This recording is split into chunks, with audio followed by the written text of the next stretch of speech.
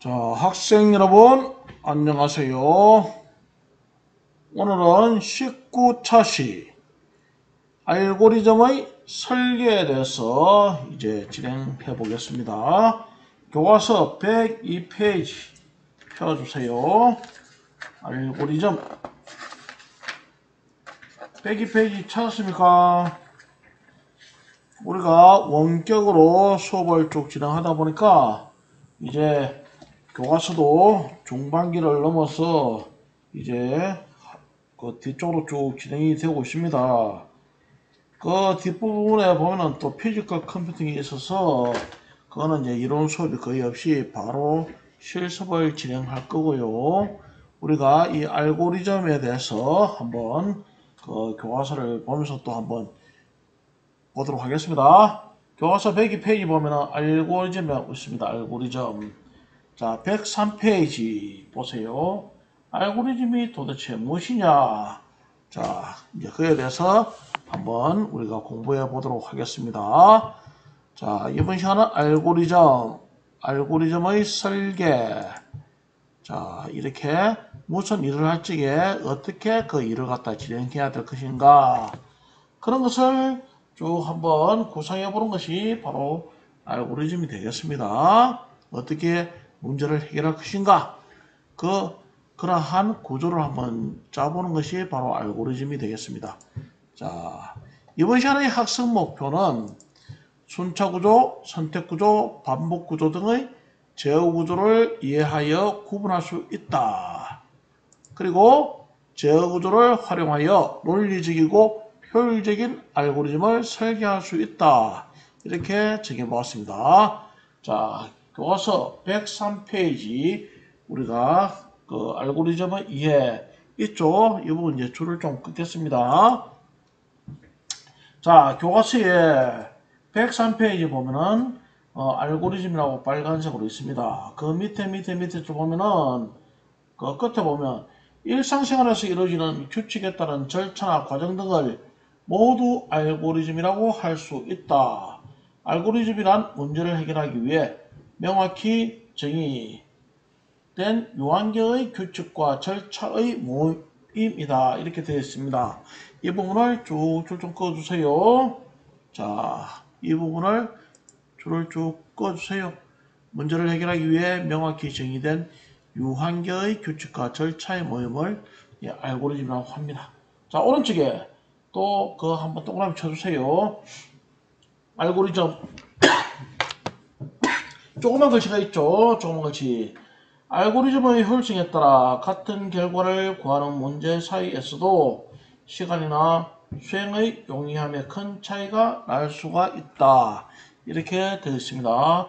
줄 좀 꺼주세요.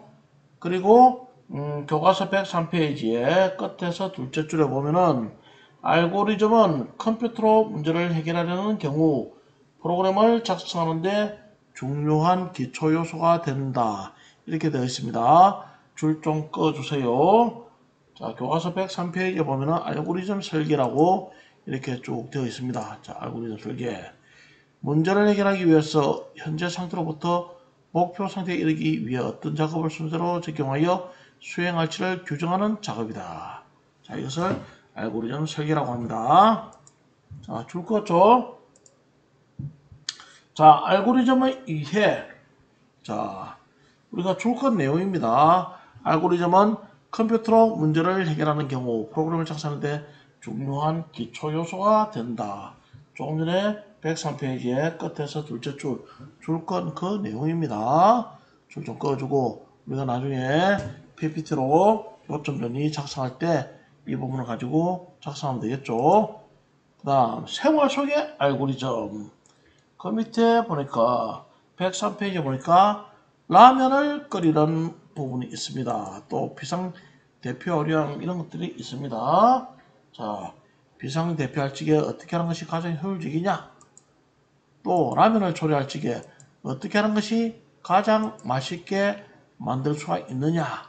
그래서 이렇게 쭉 뭐 여러 가지 방법이 있을 수가 있겠죠.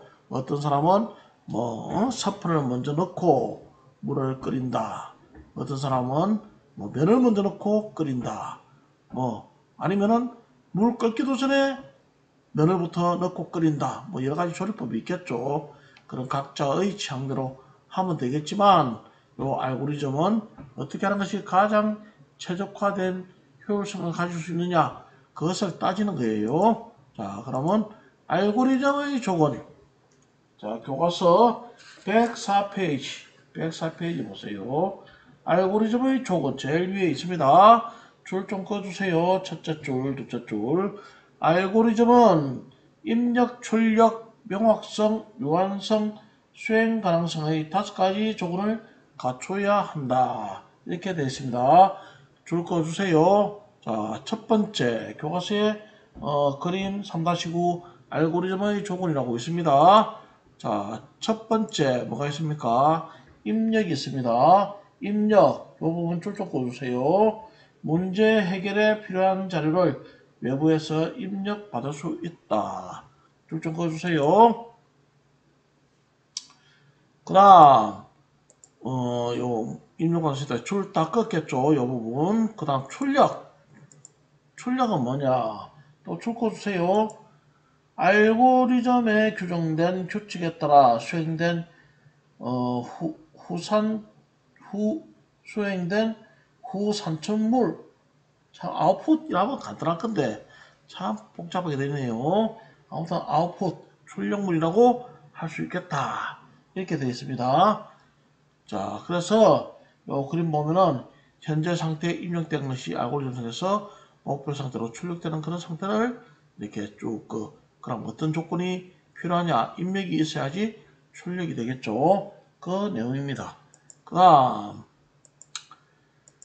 알고리즘 조건을 보면은 그 밑에 104페이지 그림에 보면 명확성이라고 있습니다. 명확성. 이게 그림 보면은 뭐 너는 키가 편이지 어디에 기준을 두어야 하지 이렇게 되어 있죠. 뭐 우리나라 사람 같은 경우는 보통 남자들의 경우 특히 고등학교 2학년 남학생의 경우는 한 요즘은 키가 많이 커가지고 한 175 정도가 돼야지 이제 기본이 된다 하면은 175 이상이 되면은 좀 크다. 그 이하이면은 또 작다 이래 되겠죠. 그럼 여학생은 또 어떻게 되느냐?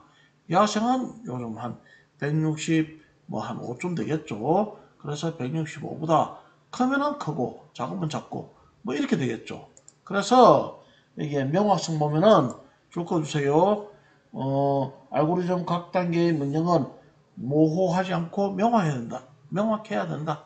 그래서 뭐 조금 전에 말했듯이 175를 기준으로 놓을 것인가 여학생의 경우 165를 기준으로 놓을 것인가 그렇게 명확하게 딱 정해줘야 됩니다. 그냥 무조건 키 크다 키가 작다 이거는 뭐 사람마다 다 관점이 틀리기 때문에 아닙니다. 그냥 잣대를 뭐 175 이상 되면은 크다 작다 그래서 뭐 180 정도 되면은 좀 나는 키가 큰 편이구나 다른 남학생들에 비해서 또는 여학생들 경우도 내가 170 정도 되면 크구나 또는 150 정도 되면 나는 좀 작구나 이렇게 되겠죠. 자, 그 다음 그 밑에 보면은 유한성이라고 있습니다. 또 줄 좀 꺼주세요. 알고리즘을 명령대로 수행하면 정해진 단계를 거쳐서 유한한 시간 안에 종료되어야 한다. 그런 것입니다. 줄 좀 꺼주세요. 그래서 뭐 이렇게 미로를 따라서 쭉 가다 보면은 출구를 나갈 수가 있겠죠. 이렇게 쭉 해서 이렇게 나갔다. 그런 뜻이에요. 자, 줄 좀 꺼주세요. 그 다음 수행 가능성이라고 있습니다. 또 줄 좀 꺼주세요.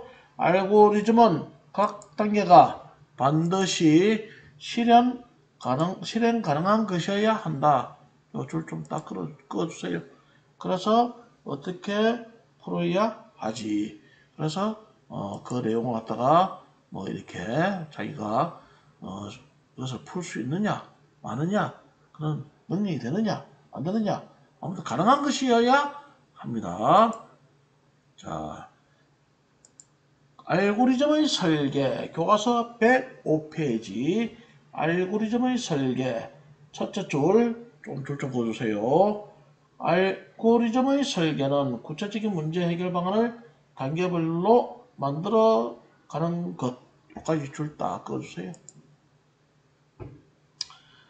그래서 그 구체적인 해결 방안을 단계별로 만들어가는 것으로 줄 것 쪽 논리적이고 명확하게 표현되어야 합니다. 그리고 그 밑에 또 줄 거 주세요. 둘째 줄 가운데부터 알고리즘 설계를 위한 기본 구조에는 순차 구조, 선택 구조, 반복 구조가 있다. 자, 그 밑에 글이 있습니다. 그림 안에. 자, 순차 구조는 뭐냐?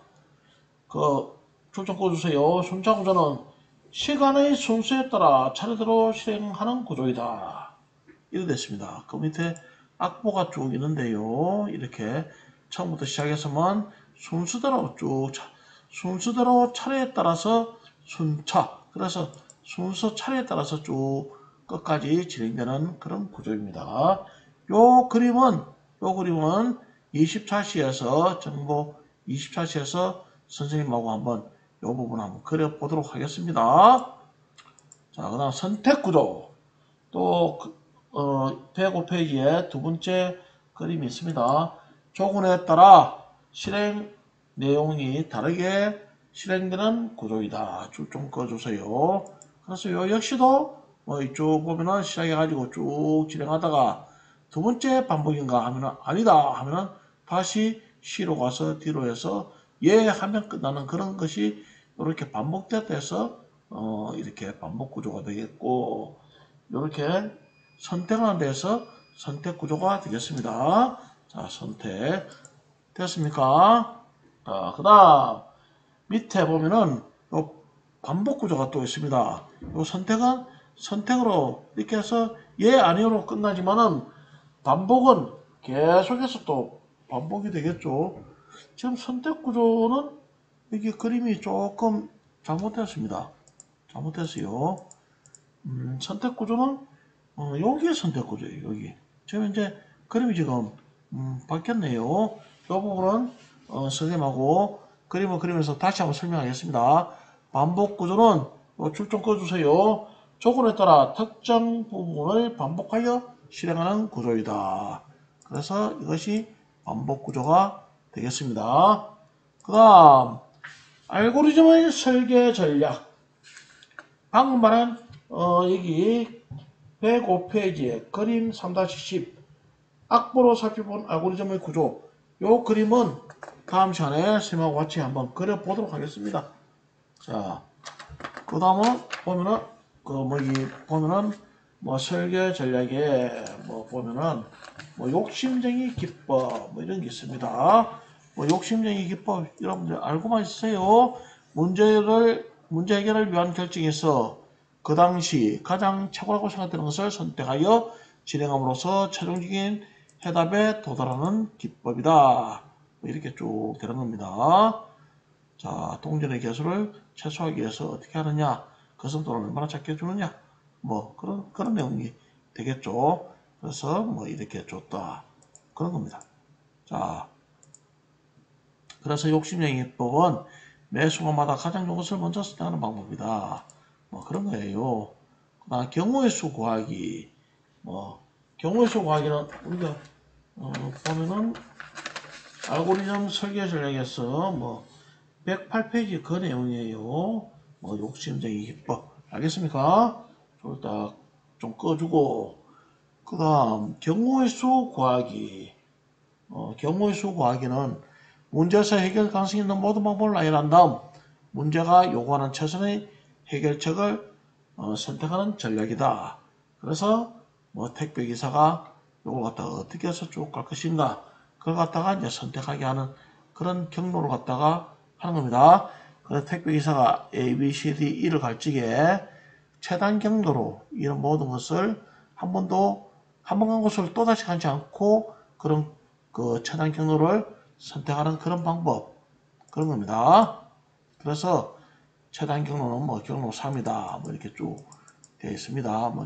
복잡하게 되어 있죠. 하지만 가장 선택하기에 택배기사가 가장 좋은 경로는 이렇게 쭉 이 세 번째 방법을 통해서 하는 것이 10.5km가 나와서 가장 최단 경로가 되겠다. 그런 뜻이에요.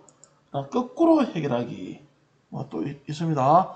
최종 결과로부터 거꾸로 생각하여 문제를 해결하는 방법이다. 그래서 처음 수 알아내기 뭐 이런 것이 있습니다. 그 다음 시행착오 거치기. 지금 모든 것을 여기 설명되는 것들은 모두 알고리즘 설계 전략입니다. 요 시행착오 거치기는 뭐냐? 문제 해결하는 확실한 방법을 알 수 없을 때 기존의 경험이나 주관적인 생각에 따라 여러분의 시도와 실수를 반복하면서 문제를 해결해 나가는 전략이다. 그래서 뭐 스무고개 퀴즈, 미로 탈출, 뭐 갔다가 또 다시 반복해서 또 이런 식으로 해서 미로를 탈출한다든지 뭐 그런 것들이 있겠죠. 자, 이번 시간은 여기까지 진행하도록 하겠습니다. 그래서 다음 시간은 알고리즘의 구조 이렇게 쭉 되는데 여러분들은 다음 시간에 조금 전에 말했다시피 여기에 요 반복 구조, 이런 선택 구조 이런 것을 한번 그려보도록 하겠습니다. 알겠습니까? 조금 전에 말한 교과서 105페이지에 있는 내용을 한번 순차 구조, 선택 구조, 반복 구조를 한번 직접 순수도를 그려보도록 하겠습니다. 이 파워포인트에는 이런 그림을 그리는 아주 좋은 그런 도구가 있습니다. 이 도구를 사용하는 방법을 배우기 위해서 선생님하고 같이 다음 시간에는 한번 그 파워포인트를 이용한 그 도형 그리기, 일종 말한 포토샵 기능을 한번 익혀보도록 하겠습니다. 알겠습니까? 자, 다 됐으면은 여러분들이 또 여기에 쭉 올려주면 되겠습니다. 여러분들이 그동안 한 거에 대해서는 선생님이 귀찮아도 일일이 다 체크를 해가지고 답변을 줬습니다. 답변을 쭉 줬으니까 합격된 사람은 뭐 통과되지만 불합격된 사람은 다시 한번 자기 것을 확인해 보도록 하세요. 그래서 확인해 봐가지고 선생님이 하나하나 다 체크했습니다. 그래서 그 확인해 봐가지고 만약 잘못된 것이 있다 하면은 반드시 수정해 가지고 올려주세요. 이렇게 보자고 수정했어요. 이래 되면 선생님이 또 확인합니다. 제대로 수정을 했나 안 했나 확인해 가지고 제대로 되었으면은 또 선생님이 그 사람에 대해서 합격 불합격 또 체크해 줍니다. 알겠습니까? 한번 볼까요? 이 학생이 제대로 했는가 한번 잠깐 볼까요? 요 한 명 이렇게 체크하기 위해서 굉장히 많이 클릭을 하게 됩니다. 선생님이 손가락이 많이 아픕니다. 하지만 학생들이 쭉 이것을 한 것을 봄으로써 내가 제대로 했구나 안 했구나. 이 학생을 보니까 이 두 줄로 이렇게 되어버렸네요. 이렇게 디자인을 적용하고 나면은 좀 편집을 좀 해줘야 됩니다. 그냥 줄 부분이 막 들쑥날쑥 엉망입니다. 그래서 반드시 좀 만들긴 잘 만들었는데 꼭 편집을 좀 해줘야 됩니다. 알겠습니까? 자기 행위에 대해서 이렇게 보세요. 핵심 요소 추출 문제 해결에 필요한 부분은 제거 이렇게 밑으로 또 내려가 줘야 되겠죠. 그래서 좀 이렇게 해가지고 좀 편집을 해줘야 됩니다. 이렇게 자기가 좀 편집을 해줘야 되는데 그냥 편집 안 하고 그냥 달랑 올려버리면은 막 날쭉하고 이래 됩니다.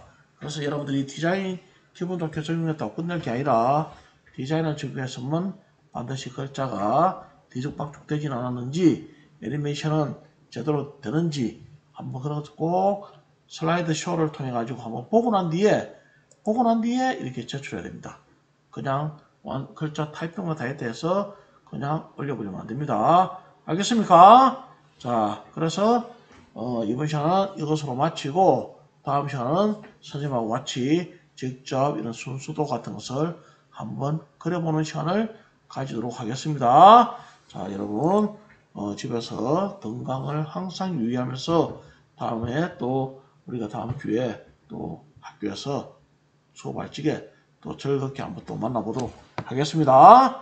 다음 시간은 방금 말했다시피 이런 것을 한번 그려보겠습니다. 자, 마치겠습니다.